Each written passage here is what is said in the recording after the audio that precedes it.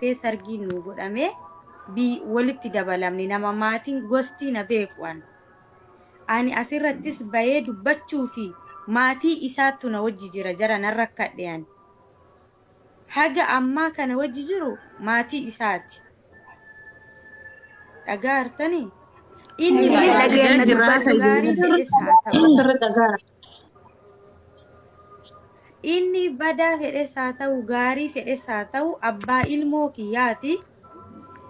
Ani sababa maatii wajjin jireenya isaanii wajjin jiran san ilaalee waan hundaa dubbatu dhiise. Har'a jidduu kiyyaaf ka isaa wal dhabiinsi kuni kaka'e waa'ee namittii tanaati malee dhimma biraa anaaf firiidiin nagaan jiraataa turre. Alhamdulillah waggaa 6 guyyaa takka qilleessi nu dha'een beekuan. Dhimmi anaaf inni jidduu kenna kana gale shayxaanuma namitti masilxee tana malee kakana hunda godhallee har'allee borullee irra deebi'ee mubaarak musammaati. Asirratti bahee haadha sideessettuu hin laaffiftaati. Obboleewwan isin haadha isin deessetti yoo ijji keessan arge inni laaffiftu. Warri gadi baateetti yoo caartu. Takka wanni jirraa isaan namaan galu mee dhaggeeffadhaa Oromoo. Mee dhaggeeffadhaa Oromoo. Haa tokko tokko ofirraa zim gaarii miti. Nan arge reedii Adam baga bultii keetiin sigee baga fuutee baga cabsite wanni dhufu hin jiru dhiibne. Mee isin hiiki viidiyoon kun waraabamaa jira. Hiiki keessanii fi hojiin jiraadhu goo maal jedhan beektu rabbiidhaan siiriitti hojjechiise mucaa keessa reedii sabiyyi keessan xuuxxootti hin kenninere mucaa keenya sabiyyii gowwomsee obboleettii isaatti gurguruu jedhee wallaahi nan qaanfadhe. Reediin immoo akkam qaanfataa laata isinitti. Wallaahi laaziim akka ilma namaa tokkotti isinitti qaanfadhe. Warra ol beenaa arrabsaa jiru. Hooleeyyii maqaa kiyya kaaftee arrabsaa jirtu wallaahi isinittan qaanfadhean. Namoonni waa beekanus isinitti keessan an argaan jira. Deebii isiniin kennuan. Isin du'een isin caala. Qabadhu silaa waraabdee kanas waraabi. An isin warra na arrabsaa oolee bulu hojii isin taasifadhu maqaa isin waamuan. Du'een si caala. Yoon du'e miti Oromoo amaarri guyyaa tokko na yaada ta'an. Yoon du'e hamma kee yoon du'e guyyaa tokkoof amaarri na yaada ta'an. Amaarri ati akka xalaataatti jibbitu. Si galee ati immoo jiraa kee yaadatu. Hagam ol caalla jechuudha. An du'aa koo guyyaa tokko yoo na yaadatame simmoo namni yaadatu hin jiru jechuudha. Maatii keetiin alatti. Ay yoon du'e guyyaa tokkoof suuraan kiyya olii gaddeemti. Rib jedhame rabbi si badhiisu jedhame. Ati yoo duute maatii keetu du'aa isii kadhata allaqe kan ushi bareedaa tajaajila. Asirrattis bahee dubbachuu fi maatii isaattu na wajji jira jara narra kadhe. Ilaalaa himannaa si ilaalaa harree dadhabee daa'u laaree beedhaa. Wajji jiru maatii isaati. Dhagaa hartanii. Abiyyittu akkasuma waccanii jettanii dabdanii dhiiftanii. Anaa miti jechuudha. Waccanii wayyo garuu of hin taajjabsiisinaa nama. Namni sin taajjaba. Of hin taajjabsiisinaa wallaahi wabillaahi alkariim nama hedduutu funyaan isi qabatee maal fuudheessaa gan nutti yaati jedhee haga Oromummaa himachuu qaanfanne jechuutti wallaahi laazim. An arraba keetuun ta'in warra keessaan natti bilbile. Na gorsuun dhagaa jiru ilmoon namaa. Gadi ba'ee boo'ee waa jadi jedhe keessattu haga gaafa mubaarak gadi ba'ee maalan bu'u abbo rabbi isiniif kaffalu abbo. Akiraattis dhageessanii rabbiin duniyaa akiraa isina salphisu haati kiyya hin beektanu. Haadha kiyya hin beektanu haati kiyya goota kana isinii deesse. Haati kiyya wanni isin isinitti balleessite hin jiru. Ana deessee isinii gumaachite malee. Silaa galatoomi kan haadha kiyya hin jettanu. Silaa qabrii keessatti kan haadha kiyya du'aayii galattanu. Hadhaa haadha kiyya gadi baaftanii rabstanii. Yaa warra gurri keetu haati koo dhagaabdu dhageessee. Rabbi gurra kee haa qabu. biyyi duniyaa biyya duniyaati hadhi duniyaa boraa kiraadha wal argaan keenya fuuldura rabbiitti wallaahi abootun jedhu yoomi an jechuus hin danda'u haadha kiyya duuterraa jechuus hin danda'u an takkaan nargi genereeshinii ammaa malee genereeshinii abbaa isaa jaarraa abbaa gadaa gad deebisee arrabsu jedheetuun iyyuu genereeshinii abbootii kee dukkana keessatti aman waaqoo guutu taatee birru kaleessa doktara kabajaa doktara Alii Birraa maa barrabsan jedheetuun boo'u hadda haadha kootti tartan miti isin hin dhiisu wallaahi rabbi isin hin dhiisin guyyaa tokkollee yoo taate toltuu wal biraa qabna duniyaa aakhiraattan isin gaafadhaa jireenya keessa biyya duniyaatti jireenya kee keessaa ta'u ilmoo keetiin naaf baasu rabbi akkati haadha kiyya takkaati kiyya namni naannoo iyyuu arge hin beeku sii baasuu danda'a suuraasi anuu suuraa wajjin hin qabu suuraan wajjin kee jennaan didde haati kiyya warra guumaatu beeka haadha koo abbaa koo haati koo abbaan koo akka jalatti beekanu lakki akkati jedhaa jirtu miti haadha muslimaati abbaa muslimaati warra masgiinni waqtiin tokko jalaan darbine abbaan kooti faatimu anis ikko gadi beeka tarra haadha koo arrabsitu yookiin abbaa koo arrabsitu wantan godhan jiru silaa ilmoon ajaan jedhan haadhaaf abbaa arrabsiiftii jedha oromoon amma immoo badii tokko malee haadhaaf abbaa dhaqanii arrabsuu jammarame hadha kolfuu dandeessa jala teessee hundi kee rabbi gurra keetiin si haa gaafatu warra dhaxxanii dhaggeeffattanullee gurra keessanii si haa gaafatu rabbitti sin dhiifadhe kan rabbiitu caalaa jechuudha waa'ee haadhaaf abbaa kooti kan koo immoo xiqqaan maaf nama xiqqeessa jennaan xiqqeenya isaatiifi jedhan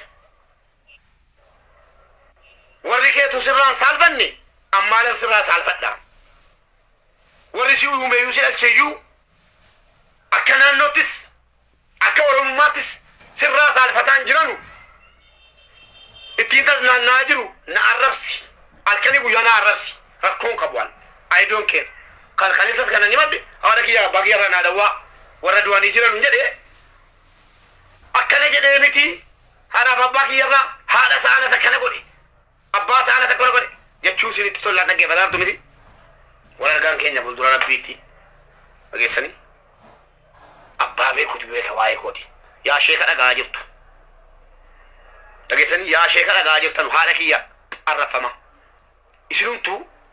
isinumtu rakkoo qabdu sheekni kanan beeku gadi ba'ee waa namarraa gorsa yookiin dhoowwa jallaa ofii abbaatu namarraa qabata jallaa keessan natti gadhiiftan malee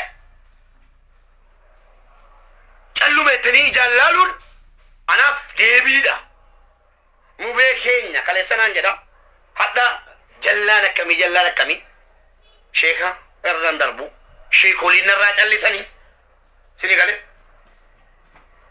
sheekoliin narraa callisanii sheekoliin akka maalitti addadhu warri kaleessa masgiida rabbii akkanaa jira mubee keenya akkana naan jedhan hundi sheek riyaadiin hangafee ittiin himannaan bilbilee koomiinsiin irraa qabaan sheek riyaad abbaa kooti aboo yaayaan abbaa kooti dheengada dhufanii dubbataniiru hagam deemtan narraa dhuguudha kanaaf aan hundayyuu rabbittan dhiifadhe biyya duniyaati inni fira qabus inni fira hin qabnes inni humna qabus inni humna hin qabnes walumaan jiraata sini gale kanaaf aan hundayyuu rabbittan dhiifadhe ani warra naa rabsaa jiru warri calliftan garuu na dhibaa kalama tokkotti na dhibaa ni kan biraa immoo dubbiinani miidiyaa irratti hooleeyyuu wal geessinaa rabsaa jirtu maali beektu tokko maal jetti ijoollee keenya miidiyaa irraa dhabamsiise dhaggeeffadhala ijoollee xiinxalaa laalaa gara ni deemaa jiru laalaa abaluu leenca 10 kenne abaluun akkasitti injifachiise walitti naaffaa walitti nama biraa miti walumatti obboleessatti bara inaafutu dhufe daa'ima qabda asiin isachiinis keessan galu jennani yoo obboleettiin kee duute yoo rakkoo wayii dhufe yoonaan jenna maal asiin jedhan wallaahi gumaan gaafadhu jenneen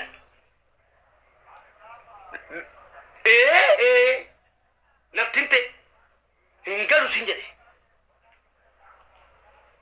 lakkibo wonnumti nika ana lallatu kittini njiru nikani ne ko bakab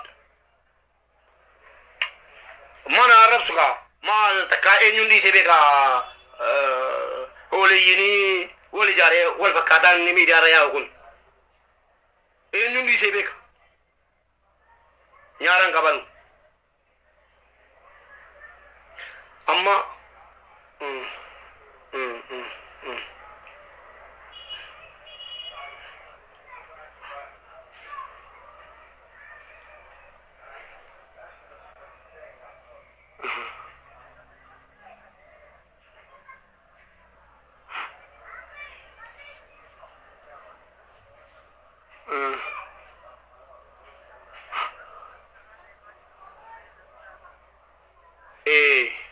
akkuma sana ammas yoo Zeenabaan obboleettii koo ajjeefte iyyuu angumaan gaafadhu siin jedhee si bira darbe gaafatan dhimmi kun nan laallatu kan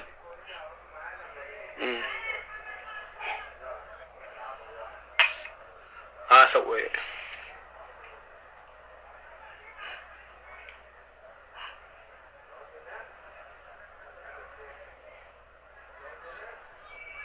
la wani media rabate media maratti dumatti nam tokko maqaako isiin nama biraamiti la abbanni maa isiidha isiin gadi baatee kana booddee media irratti maqaako haasofti taanaan hawaii iftuu sadasnan kaasaa waa hundan gadi baasee booroo malee qulqullaa waa iftuu maal ebboma an waa hundan kaasa an natti bu'amnaan hin dhiisu reediin gadi bee maqaa kiyya dubbata taanaan waa isaan nan kaasa alaan rabbii koon na eegeem gaafa sana rabbi na eege ana rabbi tu ana tiba pun durati ati bullate wa non jere kan ay rabbi eje baka si banda wala bite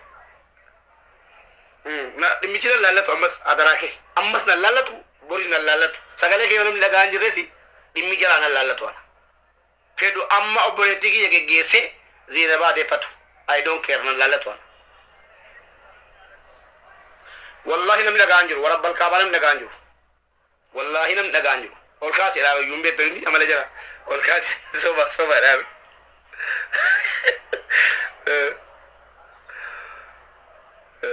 لا والله دعو غاغدورا يو نجي عندهم مكان كيسا كلهم برباد أمس بوريس خلاص بوريس غما غافدوان أبا منا قدي أبا منا سيتو غما أغابت ولا غافد دون غرغودي yo ajjeefamte jechuudha anna laalatu dhimmi kun rabbii sodaadhu dhiisi kalas dhimmina laalatu yoo jiraate silaa abbaan ana gaafachuu qaba ati obboleettii kee geessitee nama hoofuudhi jetteen kennita ati dhimmicha hin beekta jedhee yaada si galee hin jedhamu natti ergatee kabajaan na gaafate iyyuu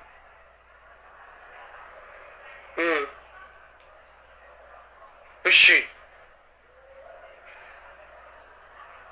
lakki an takawato kondubani aba obolese ko awato kondubani gadi baate nam jila mitiga gara dayusa ina seta mukalitin baka wana so miti callu manjela ran shafane mbira darba ofma fammi dama akata sete yi gadi baate mubaraki kana dalu bas e satara dansi bas jiden media rati tira wale sagale wala ba mige injuru wonni to konjuru won sini matenjuru atte fatarte makio jinini tapi mana boleh tiga di tempat apa kan?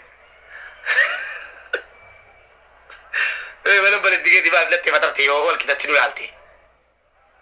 Anggap wallahi anggap sana nak isi. Sabab apa? Gapa sana nak gaya safety city je video wala balik. Gapa sana nak kan? Patri. Benar sih Zeenab ana jalabai. Belum kena ni Zeenab ana jalabai kau je kini. bagan jale jiraade Zeenaba la blo miutin godina la miutin godina Zeenaba bagan terusise ala tukenni dume mon oboletti wallahi ana wal kannan rabbi sindisu agesa rabbi sindisu himbe ta kajiru wallahi di famnin jiru didde tanan wa iftu ana gadi basa mutaden gaddamiti ana gadi basa wa bor mo kire dok darbite andana kan jenni osnarra achuma tilaki o kabaji malaketi bamana na mati ndatu amti kala dema o yitimiti manis gasiti basu jarti ki yanis sifade bitu no to kagari baden betu kadi simbatu kabajaan no jinjiraadde akkasii miti akkasiin yeroo dubbataa jiru ta'e haa jettee na waamne godhee na jinjiraadhaan warra koo na kabajjiin kabajaan akkasiin na barbaadutti na argama bakka barbaadutti na argamti kana malee nama jala deemtee komentii naamni takkaa jedhe taa'ama warra koo dhageesse yoo sin akkeeti jechuu barbaadde anis kan biraan fida dubartiin dhaani namicha tiyyi dubartii qabe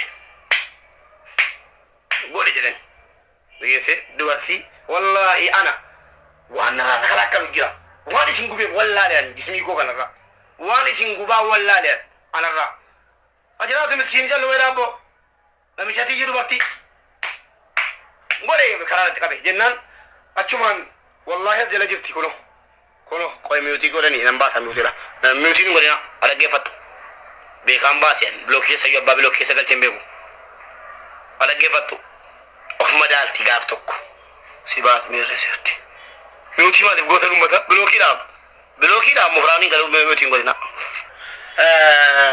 dhaggeeffadha erga kee ila mufraawal waa lamatu dubbadheen ajandaa kana keessaa bahee dhaqee geebii kota badhaan zanaafataa jedhee dhaggeeffadhu mufraawal kiyya waa lama kee sitti himaan dhaggeeffadhu la tokko ofumaa kan hima tokko siifan hima maa inni beekta ergaan nam tokko miyuutiin godhinaa bilookiin godhinaa mufraawal na dogoggorsi jechuun siinaaf I am sure 100% namicha tiyyi warra fudhatee deemee mufraawal boksiin laanaan achumaan gurbaan tokko fiigaa dhaqee sii jedheen mala abbaa keetii haadha manaa keetii dhaaga jennaan warra kooti bagandee jedhe maali dhaata duwwaadhaati dubartii boksiin handhaani dubartii ulee handhaani jedhe qaalittiin shoo kunoo tekkuma kana natuma minaan jettee namicha oolmaan beene jala galtee dhaabatte kunoo shoo jettii morma jedhaa laalayi bukkee laan itti dhaagee Tuna kabali jetti dhaabatte achumaan namichi ati gowwaadha dubartii ulee dhaani dubartiidhaan dhahanii jedheeni dubartiidhaan dhahanii jedheeni jennaan lamuu qaalittiin haa jette bayi gidduu keenyaatti namichaan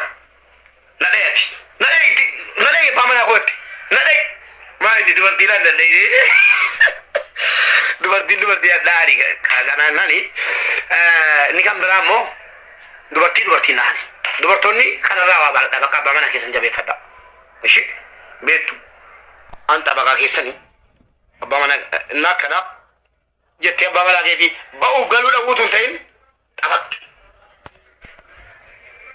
obboleettii tokko hin qabdi ijoolleen keenya immoo maashaallah babbareeddii jirti tokko biyya fideen kennaa asan goraachiin gorennaan Siri to jemas karedi siri jode hinka fataru rabbi jadi hinka fataru gari badai siri to jede gurba illat karedi beze ready sabi siri to jeda boleh digo rabbi jedan kafanne roda kesanu barresa me rabbi sinu me jedati barresa komentirat hinka kafanne roda sabi ready sabi Tutodu mana hati jala diraba jala siri to jetise sudanya siri to jetise akan lu politik ko rabu dugot hin kamfan nesin radio zirat hin salban ne ro kare jeram ni jolle warre haqa betam warre rabbil haqa isin besise kamfatam mo hin kamfan ne yero jarri gadi baani radio siri jete politik ne jeram rabbi jirati Hinkafanne hinjida makan hinjida mara bijirati wallahi na kafat ya safu man redin e nyunjala me lala me ummata kenya mata gari kabdan samu gari kabdan dagge fadami wallahi na kafat ya ko ne fu ajala ti lala redit siro jene man metu wanta tin wala no ke sakabdi awahun Enaso betu beti amana ko enaso mano to situ de mamani kun mano to kwat ilalame tokkonke unati bute devi mata akabisha ka bana mata tina minan uddu ke sasi bena ke bineensa miilaa keessa si ba'u sitti maan hundake sitti miira natti hin bu'ina ofittan sin fincaasisa isinin jeera nam tokko maqaa koo waame taanaan namni dhimma kana keessa jiru obboleettii gosa taatu reedii Zeenaba waanan afaan isin qabachiisuu nan qaba akkam kee maqaa koo waame achumatti bitan wallaahi nama si gorsu dhabde tu nama si gorsu qabaatte silaa gadi baatee maqaa koo waamtu abbaa manaa kootiin nama dalleen jettu maa ofimu akkamitatti mubaarik kun maal mul'isa waa wayii mul'isa nama ija qabuuf waa wayii mul'isa akka ijaaramni jiru akkanatti ijaaramtanii socho'aa jirtan mul'isa akkamitti si baase ni si gaafatu maaliif si hin gaafanne qulqulleesse akkamitti mubaarak addaa si baase maaliif si hin jenne mubaarak maal si godhe reedii keessa biyyi sirraa fuudhe shame on you shame wallahi seetti saalfate umman deebi'aa malatti deebi'aa boci reedii keessan dawwalaa waan maddaa fudhaa galaa anan dogoggora naasosii dogoggora yalla baade bubeen koo si wajjisite geemii jettee lashette dabattee adabdus akkasii nama tokko hin galchuun gastii mana kootti dhimma koo irratti kana booddee dhiifama naa godhaa nama tokko gastii nafeera kan naa dubbatus kan natti dubbatus gastii nafeera jechuudha gaafa tuqame koraan dubbadha gaafa mubaarak jedhee baadhee maqaa godhe mukatti cabsa kana booddee